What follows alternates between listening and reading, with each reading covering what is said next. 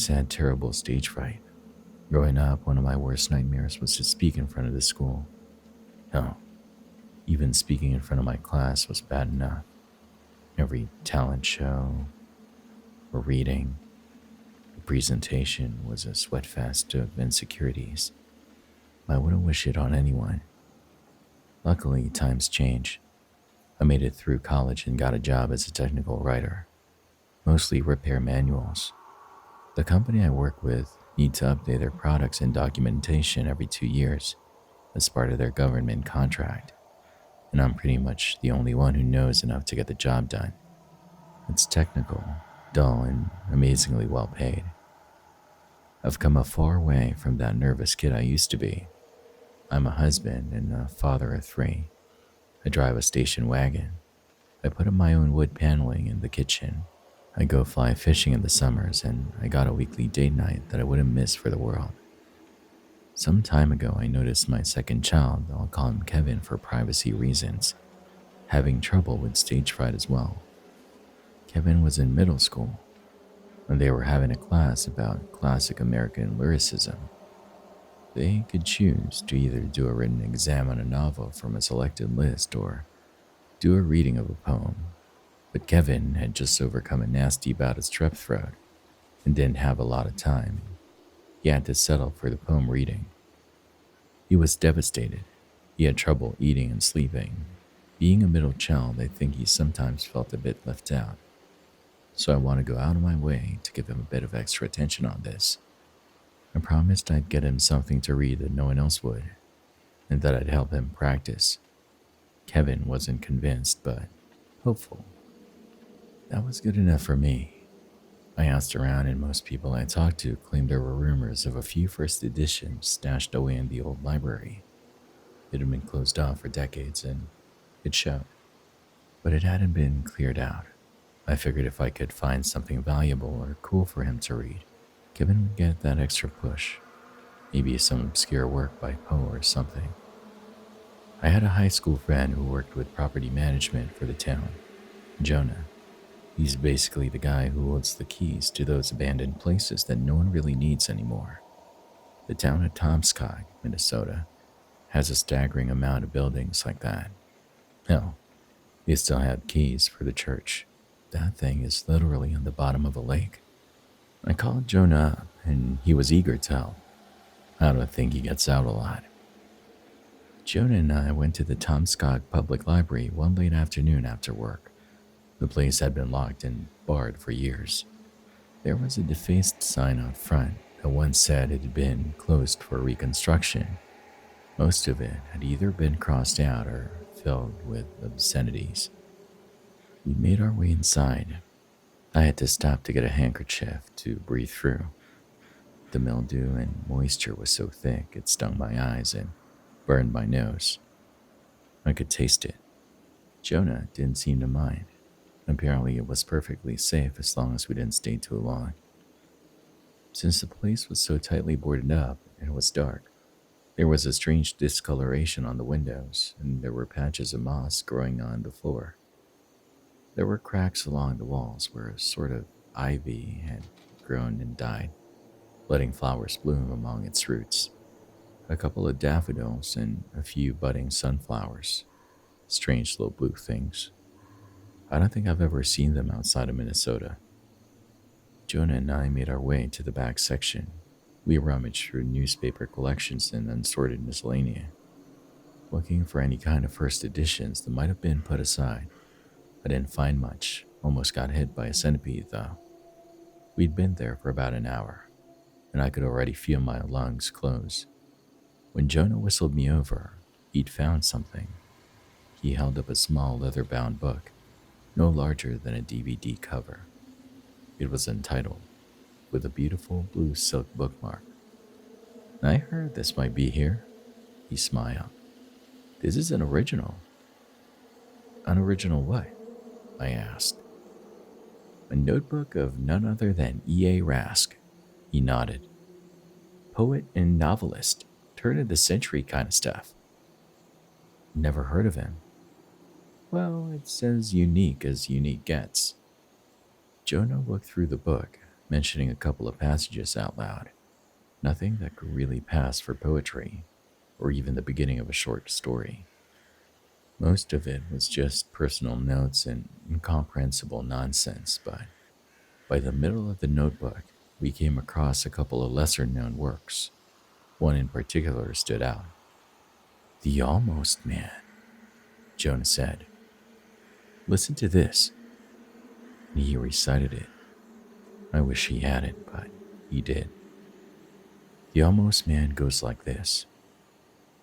Bug-eyed bows, whom well nigh died, plods of dro and dew outside, gobbles the paint of the man the way, cry-bound gags and blood-run play, throg a squab of black-eyed daw, suckled marrow, milk soft maw. I read it myself a couple of times. There was something about that last line that sent shivers crawling down my spine. I don't like it, not one bit. Let's keep looking, I sighed. This one's just wrong. We found an early collection by Langston Hughes, which we finally settled on. It had turned a couple of heads among the faculty at least, but it wasn't the kind of home run I'd been hoping for. It might be enough for Kevin to get a bit of air under his wings, but I still felt like I'd failed him. I kept the notebook just in case I found something else. Jonah didn't seem to mind. On my way home, I got stuck waiting for a train to pass. I skimmed through the notes, finding myself reading The Almost Man once again. It was just a strange piece, completely out of touch with the rest of the notes. It was beautifully written in cursive. I could tell there had been a lot of effort to put it to words. There were a couple of pages ahead that had been ripped out, probably early drafts. Plods of dro and dew outside. It was nonsense, but I sort of felt it. I didn't like that I felt it. I didn't think too much about it at first. I forgot the notebook in the glove box and sat down with Kevin that night. We went through a couple of poems by Hughes, and I taught him a bit about the Harlem Renaissance. I think that gave him a bit of a boost, to not just know a piece of work, but the history of it. Made him feel a bit more connected to it. My wife was just happy to see me so engaged. I might look disinterested when I spend so many hours in solitude on my work, but it's never been a matter of excluding my family. I've just wanted to separate them from what can be mind-dulling labor. My wife understands this, but the kids were harder to convince. To them, there was no such thing as working from home. I mean, I was right there. What was stopping me from watching movies with them or playing video games? That night, I had trouble sleeping. There was something about the library air and the words of that poem that just made my stomach churn. Milk soft maw, I thought. I could taste the words. I got this sickening image of malleable bones and baby teeth, and a smell settled in the back of my mind, like the memory of something vile. I couldn't stop burping, accidentally waking my wife up a couple of times. There was also this strange noise somewhere outside, like a slow grinding against the side of the house. See, my wife and I managed to afford a pretty cheap home after she inherited a significant sum of money from her late mother. A one-story house not too far from Frog Lake, right next to a jogging trail. It's actually cheaper than a small apartment in most mid-sized modern cities. Turns out, not a lot of people move to this part of the country. Just 3 summers earlier, we'd hired a couple of painters to turn the house a sort of midwinter mint green, my wife's favorite color, with white detailing. It makes it stand out, but in a good way. 3 years might sound like a lot, but paint jobs are supposed to last for longer. As my kids went to school the next day, my youngest ran back in. He wanted to show me something. I could tell it was serious. He had that tone of voice that he just can't fake. On the outside of the house, right next to our bedroom window, was this large splotch of paint missing. It looked like it had been melted off or grinded. The edges were flaked, and the paint was still peeling. After sending my kids on their way, my first thought was just anger. I was pissed. The painters had screwed me. But as I turned to make a call, that line from the poem came back to me. Gobbles the paint, the man, the way. I turned back to the wall, looking it over. Gobbles the paint? What are the odds? I spent some time looking up the author of that piece. Apparently, a big theme of his was the transfer of information and how knowledge was a living, breathing thing. That the knowledge of something makes it come alive, effectively resurrecting the dead and forgotten into memory. E.A. Rask really believed that by putting as much of himself into his work as possible, he will live forever in a very real and literal sense. But that also went for things beside himself, things that weren't real or never had been, that by choosing the right words and conveying the exact emotions and sounds he wished, he could make things come to be. I found this lecture by a man studying Raskian philosophy who illustrated it beautifully. I watched it over a skipped lunch. Think of a blue giraffe, the lecturer spoke. Imagine the long neck, the slightly darker blue of its spots. Imagine the shape of the little horns and the size of the hooves. Let that image sink in. Can you see it? He argued that just by him giving us that description, we had conjured a picture, a being into our minds, something that had never been, now was. That was the basis of Rask, the transfer of thought and information through words. Thinking back on that notebook, I got this strange, uncomfortable thought. What the hell was he trying to put into my head with that poem? What image did he want me to see? Over the next couple of days, I felt the sense of unease, like I could feel the presence of something. Once, as I was cutting leeks in the kitchen, I felt absolute certain that something was watching me, that if I turned around and looked out the window, something would be there, looking at me. I could feel it, like an invisible hand reaching for my neck. Something that gobbles the man. There were a couple of strange noises at night. A few more splotches of paint peeled from the walls. In the early morning dew, my wife and I could see tracks leading through the backyard. Some kind of animal, or possibly a person dragging their feet. It was a Friday morning when I decided to just get rid of the damn book. I couldn't sleep, so I got up before sunrise. I forced myself to the car, opened the glove box, and read through the entire journal. I needed some peace of mind as to what it was about and what it meant. I started to get a feeling. Much of the nonsense written in that journal wasn't just make-believe. It was descriptions. They weren't established words, but I could still feel what they meant. They conveyed something to me that just settled in my mind, painting this picture, an uneasy, ugly picture. My wife called out, and I snapped out of a sort of half-conscious stupor. She was standing on the porch in her bathrobe, baggy-eyed, tussle-haired, and gorgeous. I threw the book back in the glove compartment and went inside to have breakfast. We decided to make it a bit of a special morning. We let the kids sleep in. My wife had a few hours of flex work. She could postpone a bit and drive them instead of having them take the bus. We had pancakes and hash browns, watched some morning cartoons, and finished off the last orange juice. As they all went on their merry way, all thoughts about that cursed notebook vanished. As I settled down to review some schematics, I heard something. It was that grinding noise again. I figured it was the paint peeling.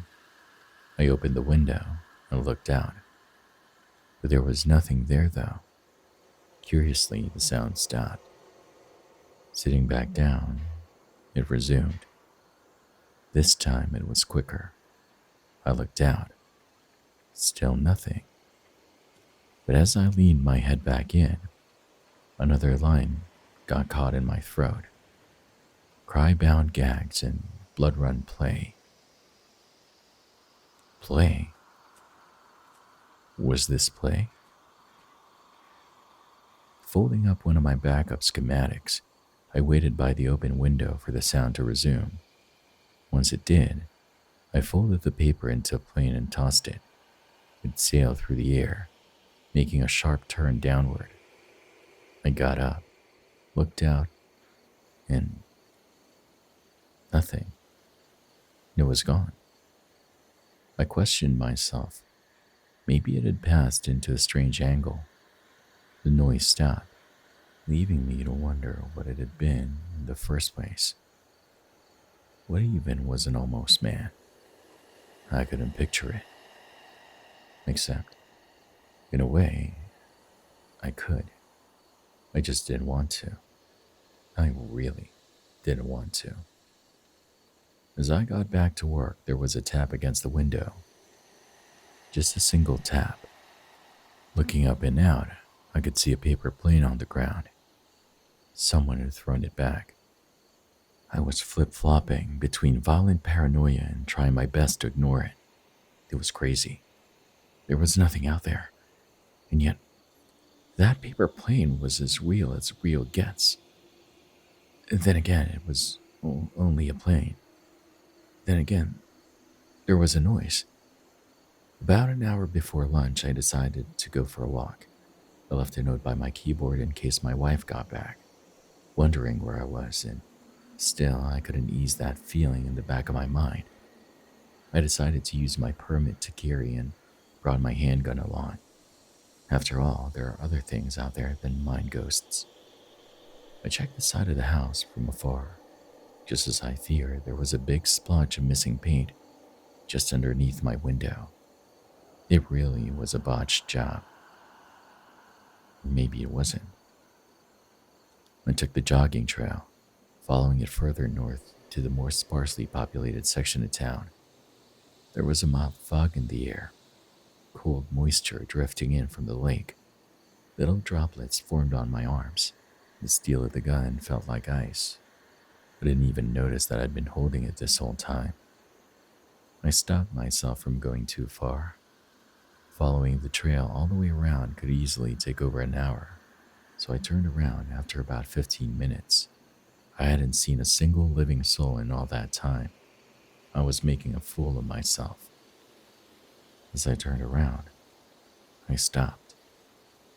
There was a paper plane in the middle of the trail. I picked it up, looking around. I clutched my handgun, searching the tree line. Throg a squab, I muttered, of black-eyed daw. I looked to the side, thinking I saw something glistening. On closer inspection, it turned out to be a couple of darkened leaves playing tricks on my mind. Figuring I'd been close to putting a bullet into an innocent berry bush, I relaxed my shoulders, but only for a moment. It sounded like a pained moan, somewhere halfway between a yawn and a drawn-out grunt, a rumbling gargle. I swayed around, only to be knocked flat to the ground. My eyes blacked out as all air was knocked out of my lungs. I landed flat on my back, looking up at the gray clouded sky. Something large moved past me and into the woods behind me. I could hear saplings crackle and break. I rolled onto my stomach, aiming my handgun into the forest. I could see something moving up ahead.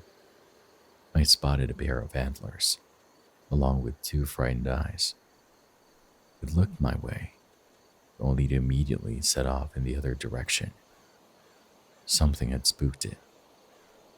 And with that dawning realization, something in me screamed, that I wasn't alone, that if I were to turn around, there'd be something there, just like I'd felt in the kitchen, or in my study, or in the bedroom. It was there. It was real. As I spun around, handgun drawn, my world went dark with a wet thwack across my temple. I must have been out for at least an hour, but to me it was like blinking. I opened my eyes, looking into a mirror, a dusty old thing stuffed away into some old shed. I was sitting on a milk crate, barely held together by rusty nails and long forgotten care. There were two hands on my shoulder, one with three massive toe-like fingers and one with four. They had no nails. I realized something was suckling on my scalp, a massive mouth with soft baby-like teeth, bending every which way against the skin of my head. And again, that inhuman groan, that low, droning noise, the same noise I now realized I'd been hearing pressed against the side of my home. I looked down at my right hand. I was clearly out of it. My thoughts moved in slow motion. I was bleeding profusely. My right index finger and thumb were gone. At first, I didn't know what to think or how to process it. It had to be my imagination. It couldn't be real. But looking closer at the mirror across from me, it was as real as it gets. It was at least 8 feet tall. This massive wet-skinned thing, like a cross between an overgrown infant and a mole rat. Its spores were large enough for me to count.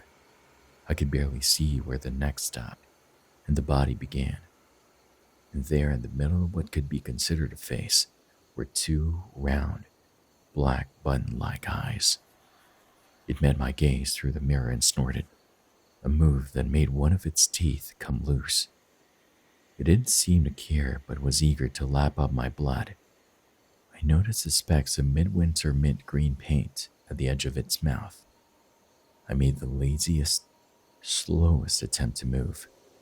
It gently pulled me back, like a puppy pulling on a rope toy. My gaze flickered back and forth. "Stop," I wheezed. "You shouldn't." It groaned again, squeezing my shoulder until something popped. I cried out, and the thing snorted again. It was funny. To it, I sounded funny. Blood run play. With every attempt to squirm my way out, it pulled me in tighter. It was getting annoyed. I tried sudden jerks, slow creeps, and everything in between, but for the better part of an hour, it just held me there. At one point, it just started to bite off hair, like a cow munching on fresh grass. Huge swaths of hair torn out and swallowed.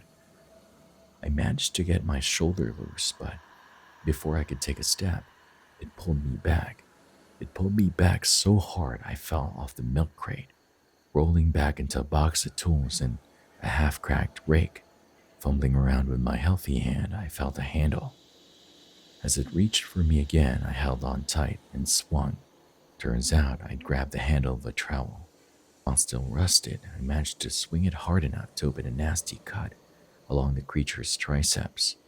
It reeled back, crushing the milk crate. It lunged at me. It came down with its full body weight, but I got out of the way just in time to see it pulverize a rotten shelf.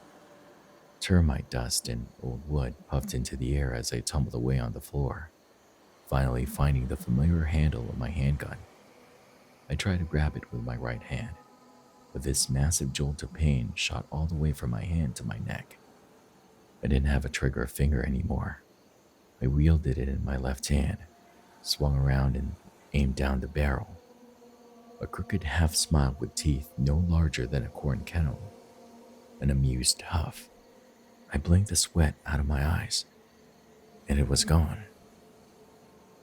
I just looked around, firing a couple of bullets into nothing. punching holes in the decayed wood and rusted metal. My ears rung as I made my way outside. There were no signs of my fingers, just blood and bite marks. I made my way back home. My wife had come home for lunch and left just as fast. I called for help. I didn't know how to explain it all. I just told them I'd been assaulted. The rest of the day was a circus. Panicked phone calls, worried voices, pointed questions.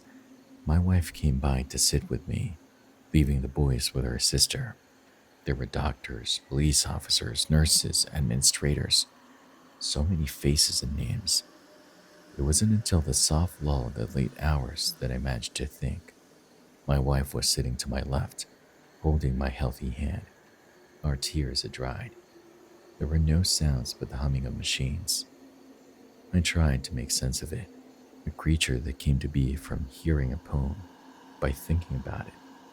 Then again, I read it a couple of times to my wife, and she hadn't seen or heard anything. I figured maybe it was the notebook itself that was the deciding factor. Somehow reading from the book made it more authentic, conveying the right cadence. I turned to her as she kissed my forehead. The lights were dim. I was to be kept overnight because of the blood loss. How'd it go with Kevin's presentation? I asked. I know he's been worried about it. It was the damnedest thing, she smiled. He found just the thing to read just before class. He was excited about it too. It had this funny sound. Oh yeah? Yeah, she smiled. From that book you found. My heart went cold. I'd forgotten it in the glove box. She'd driven them to school. The one you told me about? She continued. He really liked it.